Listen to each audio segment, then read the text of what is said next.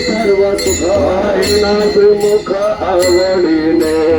हार गळा कासे पितांबर निरंतर हे ध्यान माझे डोळे जळ तुझे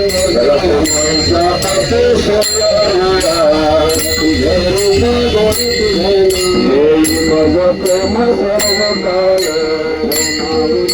हाचेवर राहू हृदय माझ्या कामळे काही माझे आणि सर्व आहे तुझे रूप गुण तुझे